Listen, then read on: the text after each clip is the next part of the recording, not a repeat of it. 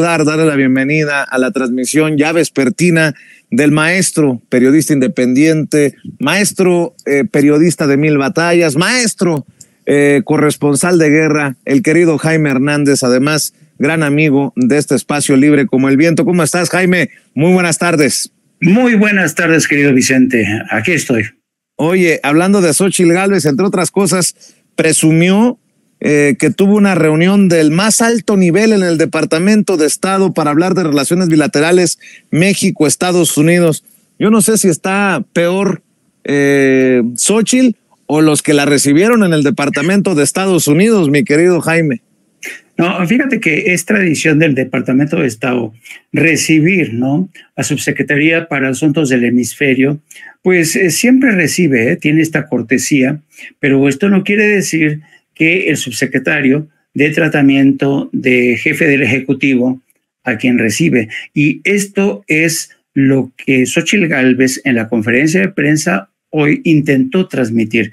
Yo diría que Xóchitl Gálvez ya se cree, si hubiera una telenovela, tendríamos que ponerle la usurpadora del Poder Ejecutivo mexicano, que hoy dijo que sostuvo una reunión de muy alto nivel en el Departamento de Estado, en donde habló de todo, de migración, del control fronterizo, de las armas, de la lucha contra el fentanilo, es decir, los temas que casi a esa misma hora estaba tratando el Ejecutivo, es decir, el grupo de representante, el gabinete ejecutivo, estaba sosteniendo con los representantes de Estados Unidos, Elizabeth Sherwood, y también con los de Canadá.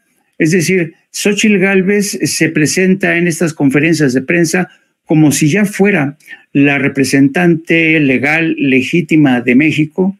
Yo por eso le digo la usurpadora. Son los sueños que tiene ya esta Xóchitl Gálvez, y francamente resulta bastante pintoresco, extraño, surrealista que Xóchitl Gálvez intente presentarse a sí misma como la mujer que lleva la voz cantante ante el Departamento de Estado. Yo imagino que en el Departamento de Estado sí la recibieron, pero evidentemente Xóchitl Gálvez ya ha dado muestras de su incompetencia.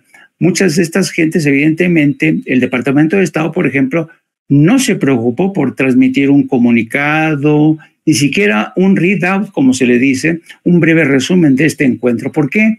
Porque el Departamento de Estado sabía que a esa misma hora estaba el gobierno de México enfrascado en un encuentro del más alto nivel, ese sí, con la máxima responsable, la representante del presidente Biden de la Casa Blanca, Elizabeth Sherwood. Estaba presente el embajador de Estados Unidos en México, Ken Salazar, y en este encuentro del sí más alto nivel para analizar estos temas. Entonces, yo tengo la sensación de que Xóchitl Gálvez ya quiere presentarse, ya quiere revestirse es como si ya llevara la banda presidencial. Hoy mismo también se atrevió a tratar de minimizar a Claudia Sheinbaum, a quien se refirió como la señora Corcholata. Dice, la señora Corcholata no cuenta, aquí el verdadero candidato se llama Andrés Manuel López Obrador. Y con este tipo de artimañas y argucias que yo creo que no la llevan a ningún lado, todo lo contrario, Xóchitl Gálvez pues está viviendo en su realidad alterna, donde se presentó como una wannabe, se presenta en las ruedas de prensa como una wannabe quiere ser. Por cierto, unas ruedas de prensa, Vicente, sumamente controladas por quien lleva y quien asigna el turno de palabra, de tal suerte que no puede preguntar a aquella persona, aquel reportero, que ellos no decidan o que decidan que resulte inconveniente para la candidata. Según yo, lo que le hizo el Viento Juárez fue le besó los tanates, pero alguien me lo contó, un amigo historiador a lo mejor me estaba bromeando, y en el caso de Andrés Manuel también aplica, porque se la persignaron aquellos que querían hacer mella en su autoridad moral, política, con esta investigación de Tim Golden. El presidente dice, me hicieron lo que el viento a Juárez. Y bueno, hablando de investigaciones, ahora veo a los guacamayos de Mexicanos contra la Corrupción y la Impunidad arremeter nuevamente contra el secretario de la Defensa Nacional, Luis Crescencio Sandoval. No sé qué es lo que sepas de este nuevo intento para minar, esto es, ¿no? O para desestabilizar este gobierno. Sí, yo creo que Mexicanos contra la Corrupción hoy da a conocer una investigación, Vicente, investigación entre comillas, en la que dan a conocer una carta secreta del secretario de la Defensa, Luis Crescencio Sandoval, escrita el 12 de septiembre del 2019, en la que el secretario de la Defensa alerta al fiscal general de la República, Alejandro Gertz Manero, sobre la contratación de un militar en retiro que habría tenido algunos contactos, era sospechoso de haber tenido relaciones con el cártel de los Beltrán Leiva. El secretario de la Defensa, en esta carta, porque según el timeline que proporcionan la línea del tiempo, al secretario de la Defensa le informa su propia unidad de investigación de contraespionaje, le informa el 11 de septiembre que están a punto de contratar en la Fiscalía General de la República a un militar en retiro que se sospechaba que tenía vínculos con los cárteles. Al día siguiente de recibir esta noticia, el secretario de la Defensa le remite una carta al fiscal en una política que tienen desde la Defensa Nacional de establecer esta suerte de cortafuegos para proteger a las instituciones de posibles topos, posibles personas que te han tenido vínculos con el cártel organizado. Bueno, el caso es que a partir de esta carta, Mexicanos contra la Corrupción arma una historia en la que sostiene que este militar en retiro fue escolta del presidente Andrés Manuel López Obrador en el 2007. Es decir, vuelven a la cargada con esta teoría de que Andrés Manuel López Obrador habría tenido contacto o proximidad con gente que tenía vínculos con el cártel de los Beltrán Leiva. Pero si se lee la historia, que yo ya le eché una repasada de Mexicanos contra la Corrupción, se da la casualidad, querido Vicente, que la historia que reproduce hoy Mexicanos contra la Corrupción está escrita en el mismo tono de insidia, de inferencia, de sugerencia de que el presidente tendría by proxy, como dicen en inglés, por proximidad, de alguna manera su chofer, su escolta, habrían tenido vínculos y que les habrían entregado entre 2 y 4 millones. Se remite al reportaje que publicó Tim Golden en ProPublica, y también se remiten en este reportaje de Mexicanos contra la Corrupción al material publicado por Deutsche Welle por Anabel Hernández. Es decir, un material inconsistente, tendencioso, insidioso, en el que especula con la idea de que uno de los escoltas que fue vetado y que le obligó al secretario de Defensa a obligar al fiscal de que no lo fuera a contratar, pero luego lees toda la historia y resulta ser que este personaje habría sido señalado por la famosa Jennifer. Es decir, ¿te acuerdas? Por el abogado de los Beltrán Leiva, que luego se convierte en testigo protegido con el seudónimo de la Jennifer. Es la misma fuente que apunta ahora contra esta escolta. Y lo más interesante es que también sostienen ahí que este escolta ya había sido detenido al inicio de la presidencia de Enrique Peña Nieto, es juzgado, pero en ese juicio no encuentran elementos y es liberado. O sea, es muy interesante, la verdad, cómo esta historia no termina de cuajar, como no lo hizo el reportaje de ProPublica, pero insisten con este tema que ya quieren marcar y seguir marcando tendencia en las redes sociales con el hashtag de narcopresidente, presidente narco, etcétera, etcétera, etcétera. Así es que yo sospecho, querido Vicente, que esta es otra embestida, en este caso de Mexicanos contra la Corrupción, para nuevamente tratar de sembrar la insidia, la cizaña de que el presidente en algún momento tuvo vínculos con el narco.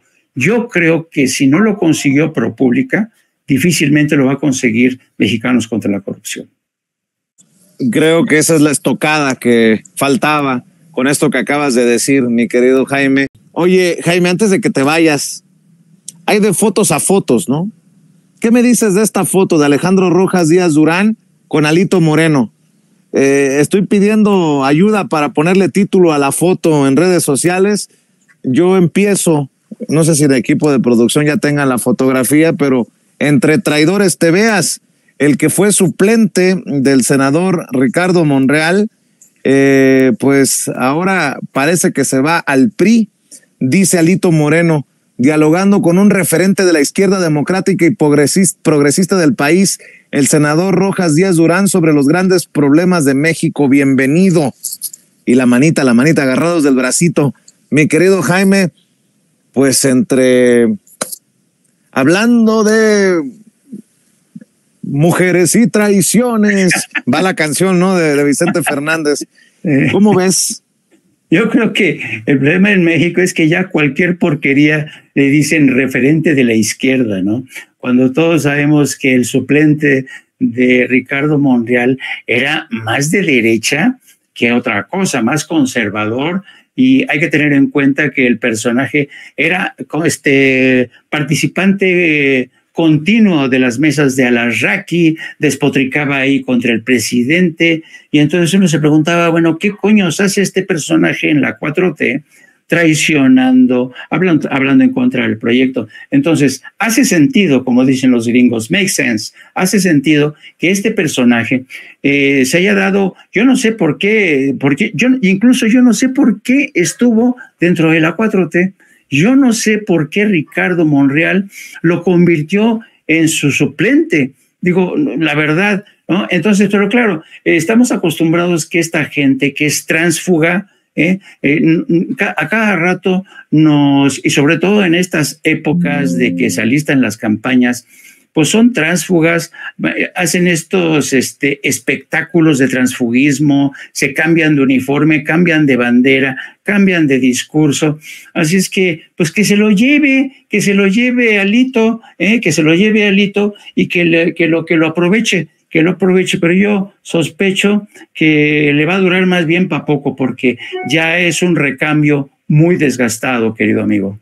Y ya que estamos hablando de fotos, ¿en qué momento Luisito Comunica, el de los videos de YouTube, fue a visitar a Luis Almagro o se reunió con Xóchitl Gálvez? Ah, no, ¿verdad? No es Luisito Comunica, es Santiago Taboada.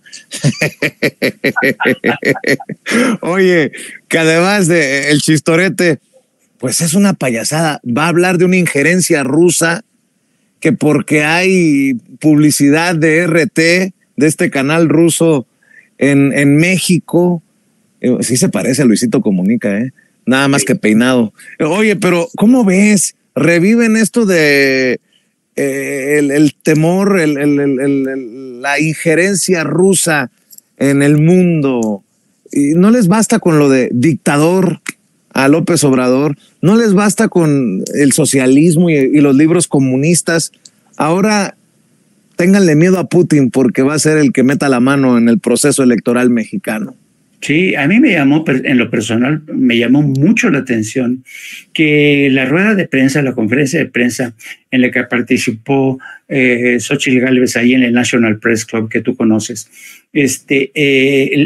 porque le da el pase a Santiago Taboada, y la primera frase que emplea Santiago Taboada en esa conferencia dice: nosotros estamos aquí para asegurarles que no vamos a permitir lo que hizo Nicolás Maduro en Venezuela. Y uno dice, ¿qué pedo? ¿De qué está hablando esto? ¿Vino a hablar de Venezuela o vino a hablar de México? Mira, ahí se ve, esos son los pasillos en esa foto, esos son los pasillos del National Press Club, que tú conoces bien, a donde estuvieron ambos. Claro. En la conferencia de prensa, muy amiguis, muy de apechito, ella presentando, porque claro, ellos saben muy bien que en Estados Unidos, sobre todo entre la base conservadora, tú di Venezuela y es como si invocaras al diablo, ¿no? Entonces, por eso, y claro, invocar al diablo, invocar a Nicolás Maduro cuando vas a Washington, les permite a estas gentes soltar cortinas de humo, esconder sus vergüenzas, como lo hizo Xóchitl Gálvez, porque Xóchitl Gálvez fue a denunciar los vínculos del presidente con el crimen organizado, como aseguraba ProPublica, como asegura ahora Mexicanos contra la Corrupción, pero no dice de sus escándalos de financiamiento ilegal, de enriquecimiento inexplicable. Ahí nadie le preguntó a Xóchitl Gálvez, ¿verdad? Entre los periodistas que la cuestionaron, nadie le preguntó a Santiago Taboada de las pruebas que existen en su contra y que se encargó de recopilar la exfiscal general de la Ciudad de México, Ernestina Godoy, como cabeza del cártel inmobiliario. Por eso ellos creen que lanzando estas cortinas de humo diciendo que el comunismo, el socialismo nos quiere capturar a México, échenos la mano, queridos amigos gringos. En fin, yo creo que la mejor descripción de esta gira la proporcionó el gran caricaturista Hernández, que presenta a la señora Xóchitl Gálvez como felpudo, como tapete, como una mujer colonialista al servicio de Washington. Es realmente triste, es lamentable que una mujer que se presenta como hecha a sí misma, defensora de las comunidades indígenas, vaya en este plan. Es triste porque tratándose de una mujer que compite por la presidencia, yo digo que ella tendría que saber o estar consciente que los ojos de millones de mexicanos, no Washington, no Wall Street, no la comunidad de inteligencia de Estados Unidos, no, millones de mexicanos estamos observando y da una pena ajena tremenda, lo mismo que Santiago Taboada, pero ahí los ves tan contentos. Yo les preguntaría, ¿de qué se ríen? ¿De qué se ríe, señor Taboada? ¿De qué se ríe Xóchitl Gálvez? Nos vemos el 2 de junio y a ver si siguen conservando esa risa de oreja a oreja. Y espero que en el caso de Taboada sea también, nos vemos en el juicio, nos vemos frente a un juez por su presunto involucramiento en el cártel inmobiliario panista. Mi querido